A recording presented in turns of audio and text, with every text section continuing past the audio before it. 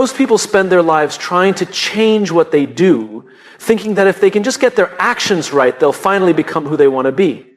We join gyms, download productivity apps, buy books we never finish, all with the hope that a tweak in our behavior will lead to transformation. But behavior is the surface. Identity is deeper, and identity is not built by what you do occasionally. It's shaped by what you think about consistently. We don't become what we do, we become what we think about. The quiet conversations you have with yourself when no one's watching, the ones filled with doubt or hope or regret or purpose, those are not background noise. They're blueprints. If you tell yourself you're not good enough, that becomes your truth. If you tell yourself you have potential, that belief starts to build a path forward. It's not magic, it's wiring. The brain listens to whatever story you repeat. Eventually, it obeys. Let me give you a picture. Imagine a person who tells themselves every day, I'm not a leader. They might have ideas, they might even have passion, but they second guess, they defer, they hold back. Why? Not because they can't lead, but because their thoughts won't let them. They're imprisoned by a story they wrote a long time ago and forgot to question. So their behaviors follow that narrative. They act small because they think. Now imagine someone else who tells themselves, I'm still learning, but I have what it takes to lead. That person will act differently. They'll ask better questions. They'll raise their hand more often. They'll take small risks. Why? Because they believe in the possibility of growth. They're not faking confidence, they're practicing belief. And that belief reshapes their identity over time. We tend to think identity is something we find, like it's hidden under a rock or locked inside a vault. It's not. Identity is something we build, moment by moment, thought by thought. You're not born a leader or an artist or an innovator. You become one by thinking like one, and thinking like one long before you have proof. But here's the trap. Most of us spend more time thinking about what we fear than about what we want to become. We obsess over what might go wrong, what people might say, how we might fail. And the more time you spend thinking about fear, the more your identity becomes built around avoidance. And eventually, it's not just that you're afraid, you become someone who avoids. And that's a very different life to live. Our brains are like soil. Whatever seed you plant, fear, gratitude, anger, hope, will grow if you water it. So the question isn't whether your thoughts are shaping you. The question is, what kind of person are they shaping you into? I once spoke to a young woman who told me she wanted to be a public speaker, but she said, I'm not naturally confident. I asked her, how often do you tell yourself that? She paused. All the time, she admitted. And I told her, that's your biggest barrier. Not the skill of speaking, not the fear of the stage, but the idea you've accepted about who you are. Because you cannot build a new life on top of an old mindset. Let me repeat that. You cannot build a new life on top of an old mindset. There are no neutral thoughts. Every thought is either building your identity or breaking it down. You might not notice the shift day by day, but over months, years, it becomes undeniable. Think of it like a compass. If you're off by just 1 degree, you might not notice it today, but walk far enough and you'll be miles from where you wanted to go. Your thoughts are that 1 degree. Slight, subtle, but deeply consequential. And this isn't about positive thinking. It's not about mantras and mirrors and pretending everything's fine. It's about truthful thinking. About choosing to focus your thoughts on what is possible, what is purposeful, and what is aligned with the person you want to become, even when reality hasn't caught up yet. This is why vision matters. Because vision is the future you begin rehearsing in your mind before the world ever sees it. And every time you imagine that future, every time you mentally walk into it, you lay another brick in the foundation of your identity. You start to think like the person who belongs in that vision. And thinking like that person eventually leads you to act like them. So if you don't like who you're becoming, don't start with your actions, start with your thoughts. Ask yourself, what story am I rehearsing every day? What beliefs have I accepted without question? What kind of person would I be if I thought differently? When we change our thoughts, we change our identity. And when we change our identity, the actions follow naturally. You don't need to force them. You don't need to fake them. They just become part of who you are. You become someone who finishes, someone who shows up, someone who leads, not because you followed a checklist, but because you rewired the core. You changed the script in your head, and the rest of your life began to follow the new narrative. It all begins with what you think about, because that's who you'll become. So the question is simple. Who are you becoming? And an even better question, what are you thinking about? There's a difference between wishing for something and believing in it. Wishing is passive. It floats in your mind like a nice idea, but it doesn't carry weight. It doesn't create change. Belief, on the other hand, is active. It has gravity. It anchors your attention, pulls your energy, and slowly, quietly reshapes your actions to align with it. And when that belief is focused, not scattered, not vague, but intentional, it becomes a force that turns thought into reality. Most people don't fail because they lack ability. They fail because they never fully commit to a belief. They move halfway toward a goal, keeping one foot in and one foot out, telling themselves it's safer not to go all in. And so they dabble. They try things, but they don't truly believe in them. Not deep down. They're hoping it works. But hope without belief is weak. It wavers. It retreats at the first sign of resistance. But belief, that's different. Belief says, this matters. This is real to me, even if no one else sees it yet. And focused belief goes even further. It says, this is what I believe, why I believe it, and I'm willing to align how I live around it. Because the truth is, what you believe drives how you behave. Always. Even when you don't notice it. If you believe you're unworthy of success, you'll sabotage opportunity. If you believe you're always behind, you'll chase things that don't actually matter. If you believe the world is against you, you'll start looking for proof that you're right, and you'll find it. But if you believe you are capable of learning, you'll face hard things with curiosity instead of fear. If you believe you bring value, you'll stop begging for permission to speak. If you believe your vision matters, you'll keep building it even when no one claps. Focused belief doesn't just help you endure, it helps you choose what's worth enduring. I once spoke to an entrepreneur who spent years building his company with barely any revenue, no followers, no validation. I asked him, what kept you going? He didn't hesitate. He said, I believed this work needed to exist. Not I hoped it would work out, not I thought it might go viral. He believed, and that belief became the center of gravity that shaped every decision. You see, belief is not something you feel when things are going well. Belief is what you hold on to before anything has worked, before there's proof, before the doors open, before the results arrive. It's the voice that says, even if no one else sees it, I do. That kind of belief doesn't need applause, it just needs clarity. And here's the irony. Most people think they'll believe in themselves after they succeed, but it's the other way around. You succeed because you first believe. Belief creates alignment. It turns scattered energy into focused movement. When you believe in a mission, your habits start shifting. You stop wasting time trying to please everyone. You start saying no to distractions.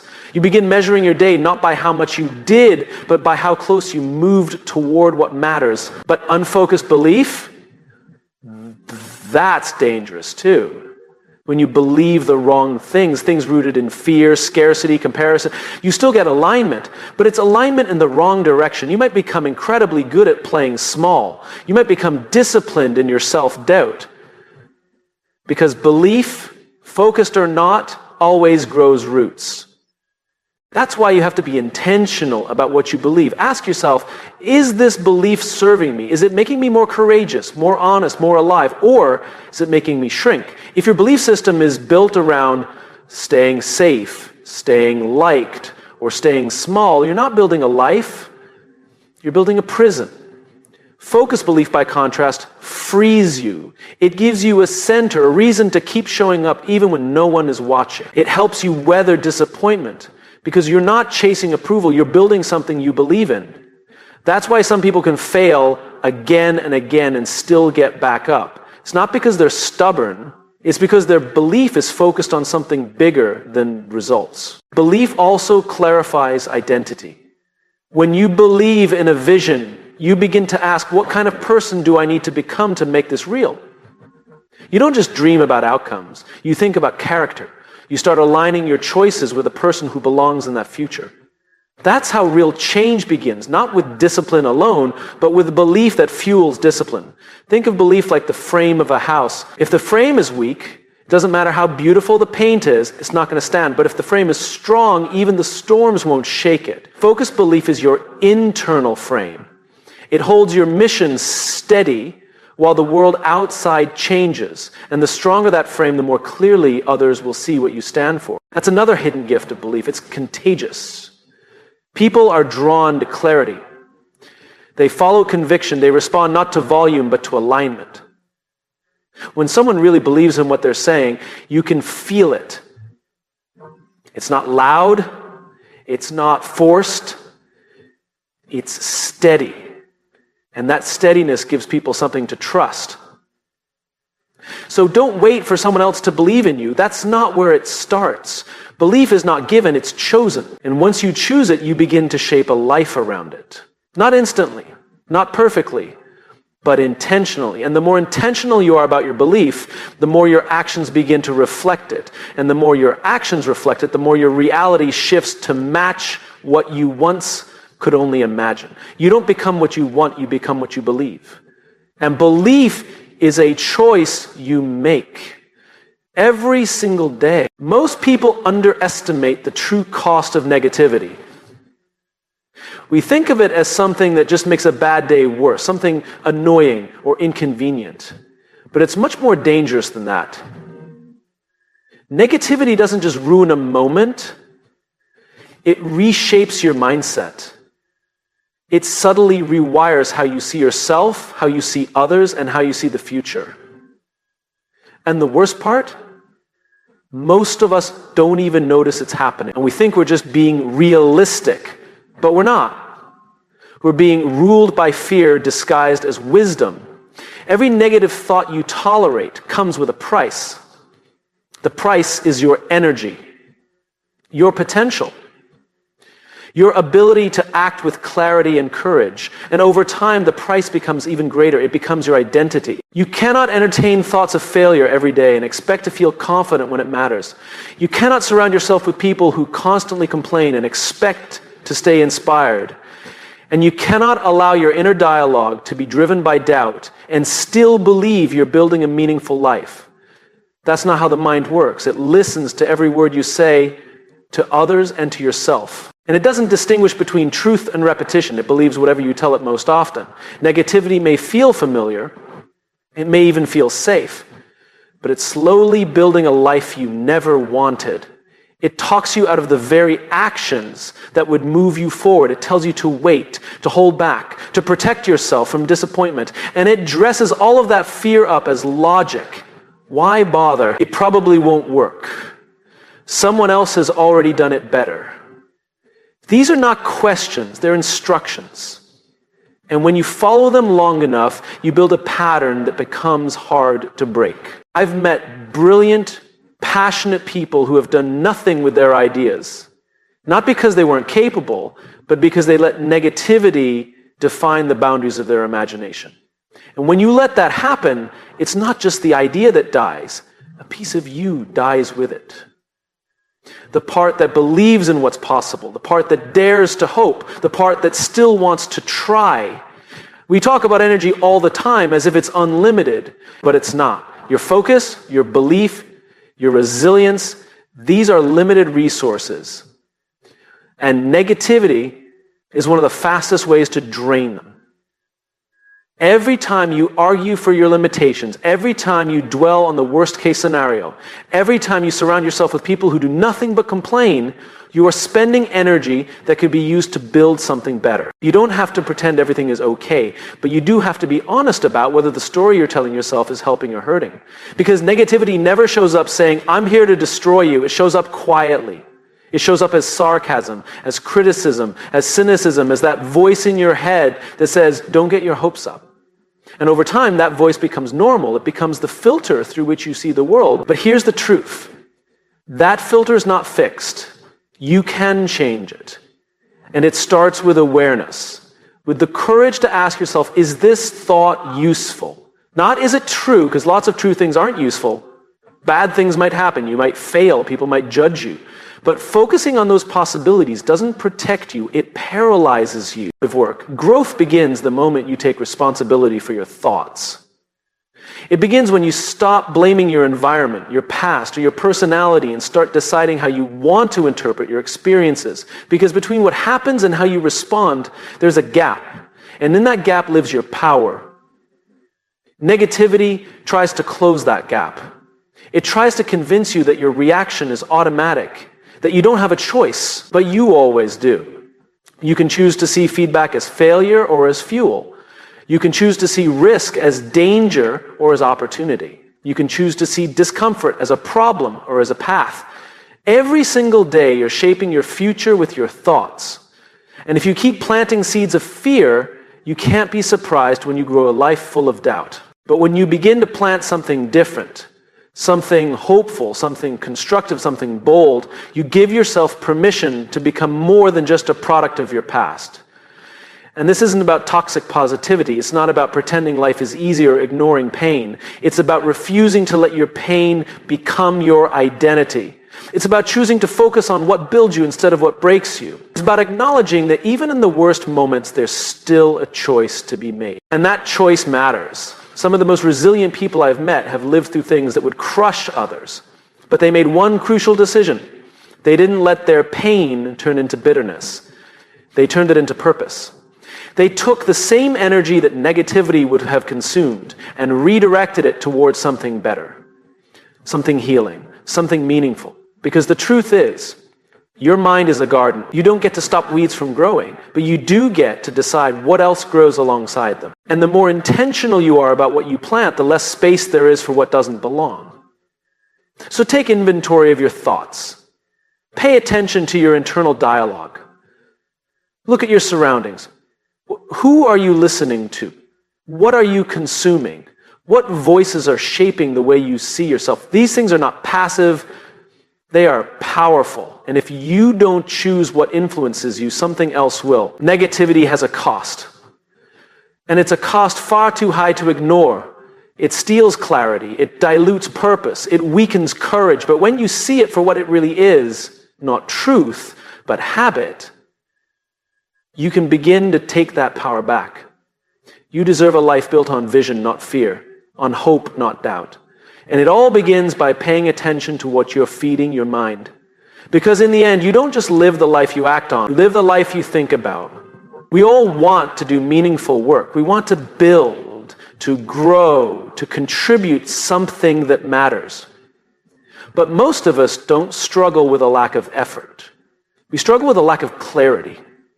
We spend our days doing more, moving faster, checking boxes. We chase productivity like it's a solution to confusion. But productivity without clarity is just movement without meaning.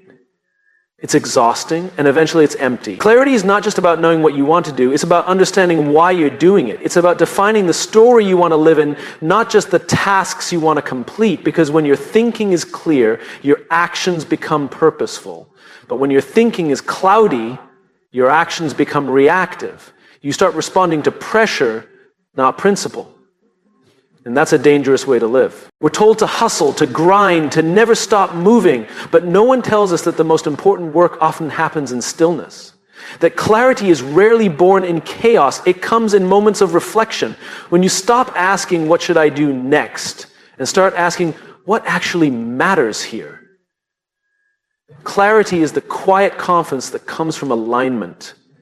It's the peace you feel when your thoughts, your values, and your actions are all pulling in the same direction. Without that, you can achieve everything the world calls success and still feel lost, still feel empty. Because activity alone doesn't equal purpose. I've met so many people who are tired, not because they're weak, but because they're misaligned. They wake up and jump straight into their to-do list, but they don't know what any of it is actually for. They're chasing goals that someone else set, living on autopilot. And the scariest part is they're doing it well, but doing the wrong thing well is still doing the wrong thing. It convinces you that motion equals meaning, that speed equals success, that as long as you're busy, you're fine, but if you've ever achieved something and immediately felt empty, you know what I'm talking about. That's not failure. That's the result of unclear thought turning into unclear action. Clarity changes that. Clarity gives your actions weight. It turns I should into I must. It turns maybe into definitely not, or absolutely yes. And that decisiveness isn't harsh, it's freeing. When you're clear on who you are and what matters, you stop chasing everything that doesn't. But clarity isn't something you find by accident. You don't stumble into it after a long day of distraction. It's something you create through intention, through self-awareness, through asking hard questions that most people avoid. What am I really afraid of? What do I actually value? Am I building a life I believe in or just surviving the one I inherited? Those questions are uncomfortable, but they're necessary because until you define what matters, everything will feel like it matters. And when everything matters, you're paralyzed. Clarity gives you permission to let go, to stop chasing validation, to stop mimicking someone else's path, to stop measuring yourself by a metric you didn't choose, and instead to build something rooted in conviction. I once spoke to a leader who told me he felt stuck. He had all the trappings of success, the title, the money, the respect. But he said, I don't know why I'm doing this anymore. That's a hard place to be. Because from the outside, it looks like you've made it. But on the inside, you're drifting. That's the cost of unclear thought. You can build a tower that touches the sky and still feel like you're sinking. Not because the work is wrong, but because the reason is missing. Clarity starts with identity. Not what do I do, but who am I? Because if you don't answer that question for yourself, the world will answer it for you. It will name you based on your output, your results, your image. But real clarity comes from within, from knowing your principles, your purpose, your values, and letting those things guide your decisions. It's not enough to think big, you have to think clearly. You have to know what you stand for so that when the pressure comes, and it always comes, you don't fold, you don't bend to what's popular. You stay grounded in what's true. Clear thinking leads to decisive action. It doesn't mean you always know exactly what to do. It means that when you act with intention. You act from a place of strength, not from fear. And that kind of action is powerful because it builds momentum, it builds trust, it builds character. And this is just as true on a team as it is in your own life. Teams that lack clarity drift. They argue, they spin their wheels, but teams that are clear on their mission, on their roles, on their values, they move with confidence. Not because they have all the answers, but because they're aligned on why they're doing what they're doing. The same goes for your relationships, your goals, your time. Clarity simplifies everything. It helps you say no faster. It helps you say yes more freely. It turns hesitation into conviction. And when you live with that kind of clarity, people feel it. They trust it. Because clarity breeds credibility. So if you feel stuck, overwhelmed, or lost, don't just ask, what should I do? Ask, what do I believe? What do I value? What do I want to contribute? Because the answers to those questions are the compass. And once you have a compass, the map becomes less important. You don't need to know every step.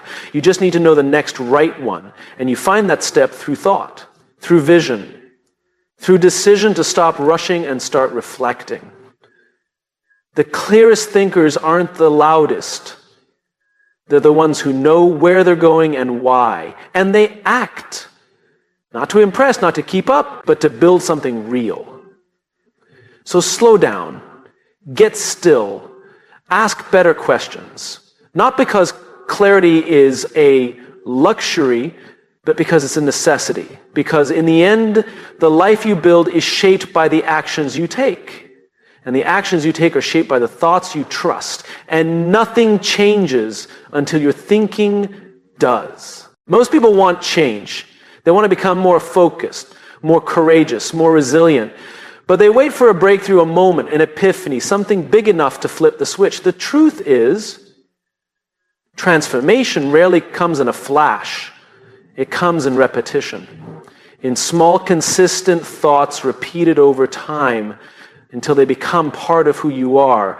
You become what you think about, not occasionally, not just when you're motivated, but consistently. Because consistent thought shapes your beliefs, and those beliefs become the foundation of your identity. Your identity is not fixed, it's fluid. It's shaped every single day by the thoughts you allow, the stories you tell yourself, and the voice you listen to the most. If you constantly think of yourself as someone who isn't good enough, who's always behind, who always fails under pressure, that's not just a thought, that's a story you start to believe. And once you believe it, you'll start to behave in ways that reinforce it. That's how identity is formed, not just by experience, but by the interpretation of experience. The brain is always learning, it's always adjusting. And it listens closely to repetition. When you tell yourself something often enough, your brain accepts it as familiar, and what becomes familiar starts to feel true. That's the danger of unchecked thought. A lie repeated enough times becomes your truth, not because it is, but because you stopped questioning it. But here's the good news. The same is true in reverse. Positive, constructive, empowering thought, when practiced consistently, can rewire the way you see yourself. You can teach your brain to believe something new, something better. You can decide, I'm the kind of person who follows through. I'm the kind of person who learns from failure. I'm the kind of person who builds something meaningful. And if you feed those thoughts consistently, they start to take root. They begin to shape your habits. And your habits begin to shape your future. This isn't about blind optimism, it's about disciplined thinking. But about realizing that every time you repeat a thought, you are laying down a pattern. And those patterns become beliefs, and beliefs build identity. You don't need to fix everything overnight. You just need to consistently think in a way that aligns with the person you want to become. Because identity isn't something you uncover, it's something you build. And you build it by choosing your thoughts the way an architect chooses the foundation of a house, intentionally, carefully, and with the long-term structure in mind. Think about this. The most confident people you know aren't confident because life handed them more validation. They're confident because they built a belief system that supports confidence. They trained their minds to look for lessons instead of failure. They chose to focus on growth, not comparison. And they kept showing up to that mindset again and again until it became automatic. You can do the same, but it won't happen by accident. It happens through consistency. The hard part is, most people quit too early. They try to change how they think, but when they don't feel different right away, they stop. But consistency isn't about how you feel, it's about what you do. And often, the change is happening long before it's visible. Think of it like a muscle. The first time you lift a weight, you don't see growth, but something is changing underneath, and if you stay with it, that change becomes visible. That's how consistent thought works. Quiet at first, invisible, but powerful. Rewiring your identity through thought also means becoming aware of what's already been wired in. We all carry thoughts that were handed to us by parents, teachers, culture, failure. You're not smart, you're too much, you're not leadership material. These ideas get planted early, and if left unchallenged, they become part of our internal narrative. But just because something was planted doesn't mean it has to stay. You can uproot it, you can replace it, but only if you consistently choose to think differently. And that choice matters more than motivation. Motivation comes and goes, it's emotional. But consistent thought is strategic. It doesn't need permission or energy, it just needs commitment. That's why rituals matter, morning routines, journaling, mindfulness, reflection, anything that gives you time and space to remind your brain, this is who I'm becoming. Because identity doesn't come from a title or a moment of achievement. It comes from small decisions repeated daily. It comes from saying, I may not feel like it today, but I'm still going to think like the person I'm becoming. And that consistency creates evidence. Over time, you begin to trust yourself. Because you're no longer relying on willpower alone. You're building identity. And when your thoughts and your identity align, something changes. You stop negotiating with yourself. You stop doubting whether you belong. You stop hesitating every time you face resistance. You act, not because you're forcing it, but because that's just who you are. And people notice. They see the shift, not in how loud you are, but in how steady you've become. Not in how much you talk about change, but in how consistently you show up to it. Because consistency builds credibility. And nothing is more powerful than someone who knows who they are and has thought about it deeply. So if you want to change your life, don't start with your schedule. Start with your thoughts. Get clear on who you want to be, and then think like that person every single day, even when you fail, even when no one sees, even when it's hard. Because identity isn't found in a breakthrough, it's found in consistency. And you are not the exception. You are not stuck. You are not too late. You are simply one thought away from beginning the process of becoming someone new. Not all at once, but over time, repetition, alignment, clarity. That's how you change a mind. That's how you change a life. And it all starts with choosing every day what kind of thought you will believe in